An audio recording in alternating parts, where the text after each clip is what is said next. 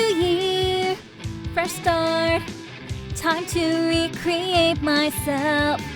What will I find when I walk down this path? New friends, new goals, new challenges to be met. I will meet them and I am going to succeed. New year, fresh start, it's time for self-discovery. Episode 16. Night Class. Just take a deep breath. You've got this. It's no big deal. A spiral of chaotic energy whirled within Noah's mind. No matter how much will he sent at the tornado, nothing seemed to calm its strength. The only sounds in the classroom were the constant tick, tick, tick of the clock. Noah breathed deeply and then moved over to the collection of notes he had composed for the class. Because no one outside Heavenos had a need to speak his native language, there weren't any textbooks or aids. A single 3-ringed notebook lay on the center of the teacher's desk, right beside flashcards and other sketchings and papers. Would this be enough to support an entire class? Noah groaned a little as he flipped open the notebook. The more he reviewed his notes, the more fierce the invisible needles that stabbed into his brain became. In the vast void of sound, the constant tick, tick, tick twisted and gripped his soul with unrelenting force. Time melted away, and Noah still didn't know what would be vital to the students who planned on attending. This wasn't like a normal language class, and the intention of the students' interests weren't grounded in academic progress. Should he start with grammar? Or start with just breaking down phrases from the angels' communications? A wretched heat had flared up in his heart. Teaching this class meant betraying his own people, even if it was merely teaching. Then again, if he didn't, what kind of horrid monstrosities would the armies of Heavenos perform under Arcadian's direction? Maybe Samuel was right. Maybe he should have run.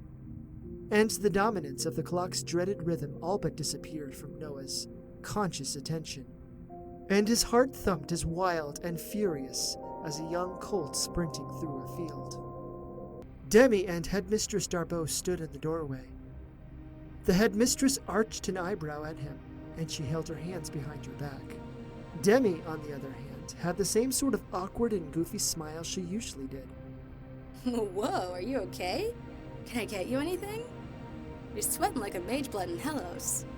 Even Headmistress Darboux gave off a brief and fleeting giggle as she moved into the room. Each step reflected her refined sense of elegance and authority.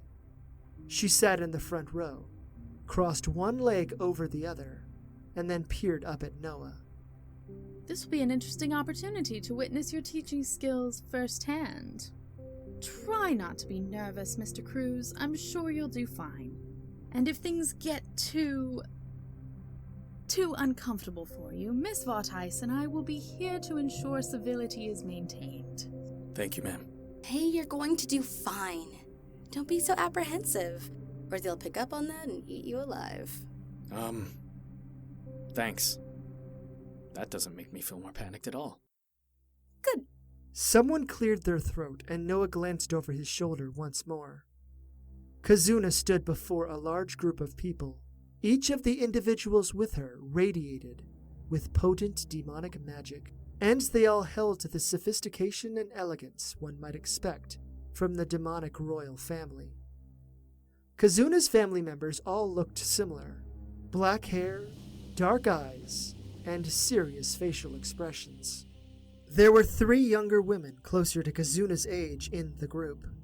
Each of the younger women had a different hairstyle. One of them wore her hair in a tight bun on her head. Another had short hair that fell to her jawline. And the last had a pixie cut. There was also a young man in the group as well. And while he appeared older than Kazuna, He was not as old as the eldest male. The young man had thick, shaggy black hair, and his expression was the darkest and most grim of the entire group. Noah could only assume that these 4 individuals were Kazuna's siblings.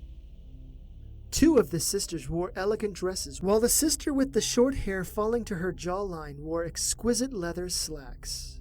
Her brother wore a fine pair of slacks, a long buttoned-up shirt, and a fancy overcoat. The eldest male was tall, perhaps nearly 7 feet tall, and he boasted a powerful barrel-shaped frame. He had well-defined arms, a broad chest, and some of the most piercing eyes Noah had ever seen. Immense power radiated from the man, and so it was no mistaking it. This was King Yaogoden. King Yaogoden had long black hair that was tied into a long braid that went down his back. The tip of the braid went to the floor and lightly trailed inches above it. He also had well-trimmed eyebrows, a fine goatee, and his nose had a small silver hoop in it.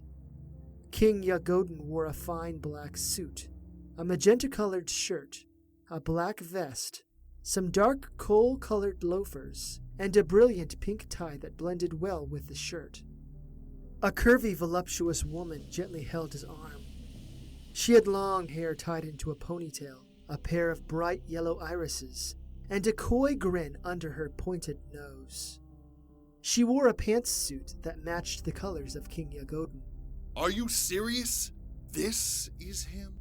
The dreaded Marzo in the flesh? I told you, shut the fuck up! Are you trying to ruin this, you needle-dicked, ashy-elbowed dumpster pimp? One of the other young women brought her hands to her mouth. I told ya, little Kazuni has a real crush. Shut up! I do not.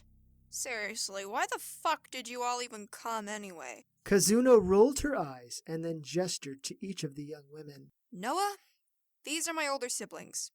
These are my sisters, Galen, Amada, and Oe. She pointed to the young man beside her. And this wet bag of dicks is my brother Kleaves. Kazuna then stepped away from them and gestured toward the eldest pair.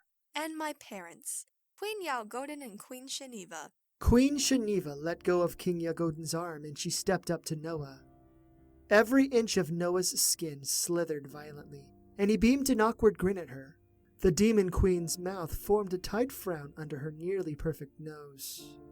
She narrowed her eyes at him, and even leaned in a little, as if she were a drill instructor in the army. Noah stood up a little straighter, and he opened his mouth to speak. However, the Queen raised an index finger at him. The words died on Noah's tongue. She started walking around him, and she even examined him at different angles. Mother, what are you doing? Queen Shaneeva continued to move around him with a determined focus, and she only stopped once she was in front of Noah again. King Yaogoden crossed his arms over his chest, and his face remained neutral. So you're the one, then? The one who slaughtered thousands of my kin in the Bright War. The one who created untold numbers of weapons and armor to be used against my people. And the one who threw away assured victory to save my daughter's life. Noah licked his dry lips, but he didn't divert his eyes from her. Yes, ma'am. The Queen's hand whisked through the air so quickly that Noah almost didn't see it coming. Her palms smacked into his cheek with great force, and Noah's head turned as a result. Throbbing stingings pestered his nerve endings. Mother! That was for my people. As Noah turned his head back around, the Queen leaned in and planted a soft kiss on his other cheek. Noah's eyes widened, and the Queen stepped away from him. And that is for my daughter. Thank you. I realize during times of war we all have to do things that we are not proud of. But you Queen Shaneeva poked him in the chest. gave it all up and saved an innocent life. By no means do I excuse you, but I acknowledge that had you not saved my daughter and husband, King Yaogoden moved up beside his beloved wife. As he moved, Noah's insides clenched. Was the king going to slap and kiss him too? You have my thanks as well, Marzo of Heavenos. My wife speaks for the both of us, and for all of the Demon Kingdom. You also have my thanks for this. King Yaogoden gestured to the classroom. It must be quite difficult to be teaching your once mortal enemies the language of your people, yes? It is indeed difficult, Your Majesty. Understand this, Marzo. We are not here to learn how to obliterate your people. We simply want to protect our lands from angelic devastation. Speak for yourself. The demons may not want to obliterate you, but we do. Kazuna's siblings moved out of the doorway and made way for the new woman and her entourage. As soon as she came into sight, Demi got up from her seat and bowed before the Devil Queen. Noah's stomach turned into filmy goo, and it sloshed around his insides. A woman dressed in light blue knee-high leather boots, white silk slacks, a matching light blue leather corset, and a dazzling diamond pendant around her neck stood amidst several other people dressed in black robes. The woman was nearly as tall as King Yaogoden, and she had massively toned arms. Tattoos covered both sleeves. The woman had dark black skin, and the tattoos were outlined in white lines that glowed with magical power. Thick, poofy hair extended off of the woman's scalp, and she wore a dazzling crown on her head. Demi stood and gestured toward the woman. Noah, this is the Queen of the Devils, Queen Shambine Desora. A wide smile creased the Devil Queen's face, and she took several more steps into the room. Well, well, well. Even though it has been centuries, I can still tell it's you. How I've dreamed of meeting you again. We never finished our little dance, and my blood still boils over not knowing which of us is superior. King Yaogoden held up a hand. Do not forget that we are here to learn, not fight. Queen Desora's mouth formed a venom-filled snarl, and she shifted her gaze to the Demon King. Do not get in my way, Yaogoden. Marzo and I have unfinished business. She stamped her foot on the ground, and the tile floor splintered and cracked where her foot struck. I demand closure! You're going to pay for the repairs to the floor. Instantly, the Devil Queen whirled around, fire brimming from her eyes. What did you say? The Headmistress stood up, walked over to Queen Desora, and she held her hands calmly behind her back. Her eyes never lost their dominant sparkle. You will pay for the repairs to my floors. Thick, heavy silence zapped between them, and neither woman turned away their unblinking gazes. The rage built up in Queen Desora's irises, while the Headmistress simply watched in amused, dignified grace. It was Queen Desora who averted her eyes first. Yes, of course. You have my apologies.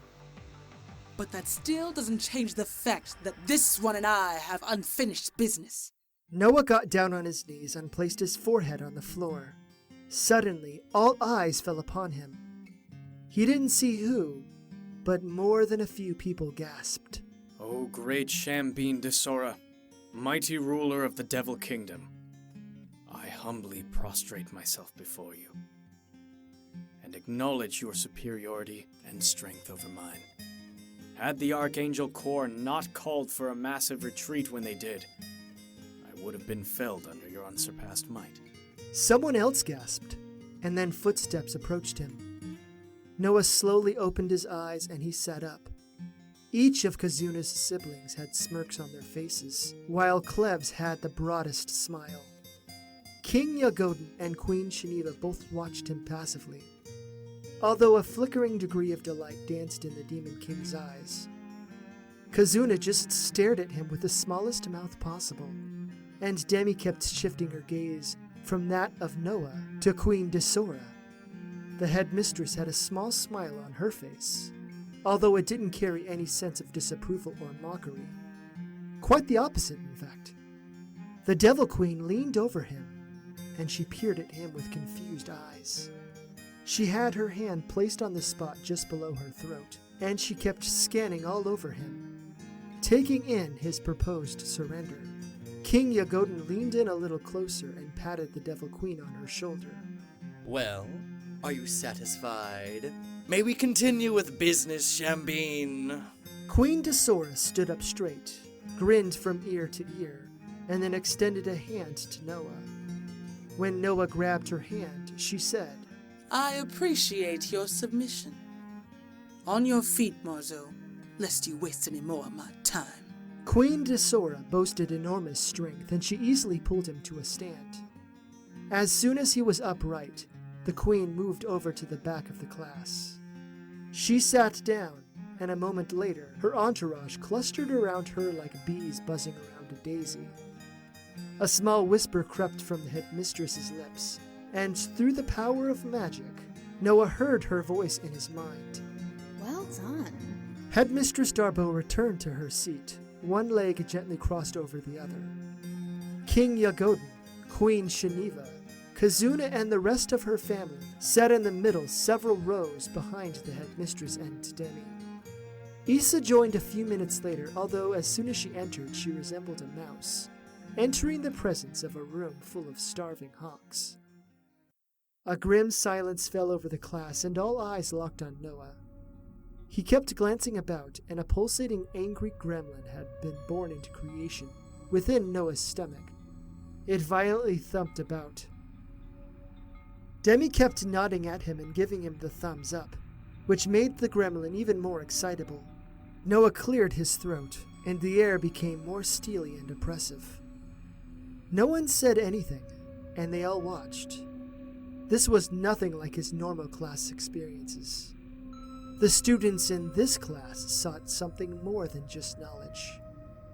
After a few seconds, it suddenly became quite apparent. They sought survival. The weight grew titanic in nature. Was it his imagination? Or was his spirit getting squished into messy goo? He cleared his throat and then spoke. Greetings, class. As all of you know, I am more than a mere language teacher.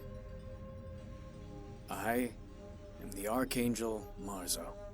Two of Kazuna's sisters sat forward in their seats, and their eyes became predatory. You're here because you want to learn the intricacies of the angel language. In my normal classes, I would usually start off with the alphabet, sentence structure, and proper grammar. But you're not really interested in that. Well, some of you may be interested in some of that. But I recognize that time is very short. Even now, my people are making plans that could undermine the safety and livelihood of those living in Hellos. Kazuna's eyes radiated with terrified sparkles. Queen Desora and Queen Shaneeva averted their eyes in different directions, and King Yaogoden clenched his fists. So, I have an idea that just came to me. He walked over to the desk and grabbed his book for notes. For a moment, he placed an index finger on it. These are going to be useless to you because you need something now. Once more, an unspoken hunger drifted on the air. Noah took in a deep breath, and then he started speaking in his native tongue. Kazuna's siblings, even Kleaves, watched with utter amazement. Their snide and snotty contempt fell away. Queen Shaneeva brought her hand to her mouth, and her irises wavered, as if locked in a silent dance. Both the Devil Queen and the Demon King watched passively, and yet Noah could almost sense the anticipation of their spirits. Issa, Demi, Kazuna, and the Headmistress all watched with passivity as well. The words floated on the air, and they began to take shape into several distinct items. When the light faded, 3 pairs of goggles sat on the desk at the front of the class. Noah gestured to them with a hand. These will help with the immediate problem. They're magical, and when worn, they will allow the person to be able to read any language. which includes angelic. But there are only 3. Yes. One goes to the Devil Queen, one goes to the Demon King, and the last goes to Headmistress Darboux. Before anyone gets frustrated, the goggles have an extra special power. When worn, the goggles help to rewrite a person's mind so they can better understand the written script. Rewrite? Noah gestured to his earring. Do you all see this little artifact here? It allows me to hear languages, and it teaches me to understand and speak them, even if I have never heard them before. That's how I have been able to master over 1,000 different languages. 1,000? For a long moment, Noah just matched gazes with the headmistress. I'm going to have to teach way more language classes next year, aren't I? She gave Noah a wide smile. Yes, Mr. Cruz, you will in fact be teaching way more language classes in the future. I look forward to having a discussion with you about which of these 1,000 we can integrate into our rotation. However, I am curious. How long does it take for one to completely master the language they are reviewing with the goggles? Great question. Other people in the class also nodded affirmatively.